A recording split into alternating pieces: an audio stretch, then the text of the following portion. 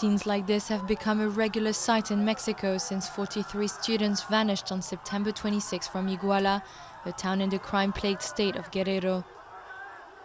The authorities say the students were abducted by police, who handed them over to a drug cartel who murdered them and burned their bodies. But the victims' families still hope they were only kidnapped, not killed.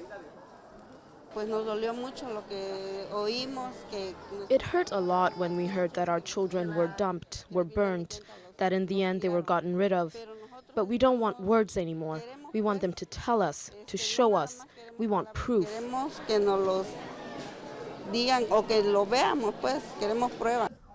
Some 100,000 people have died or gone missing since former President Felipe Calderón launched an offensive against drug gangs 8 years ago. But these recent events have caused unprecedented outrage and the biggest crisis for President Pena Nieto since he took office in 2012. Some officials have already lost their jobs. The mayor of Iguala was arrested in connection with the case. The head of Mexico's National Human Rights Commission was sacked, and Guerrero State's governor resigned. Some say even the president could be at risk.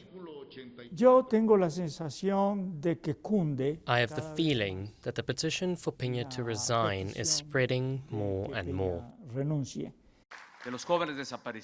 Pena Nieto faces mounting criticism over his handling of the crisis. A month passed before he met with the victims' families, and he went on his 6-day trip to China and Australia for international summits, while protests were rocking the country.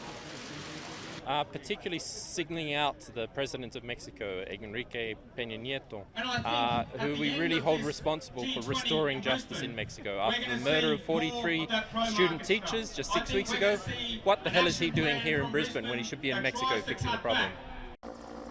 But the Mexican government dismisses claims of corruption and says it swiftly responded to the crisis by sending federal forces into the region and disarming the local police in 17 towns. The Mexican army is an army of 250,000 men, and you can't pass judgment on the entire institution because of things that a small number of elements did, even if these elements did include members of the hierarchy. Other mass graves continue to be found, but the human remains are never those of the missing students. A reminder of the horrific violence in Mexico and its thousands of anonymous victims.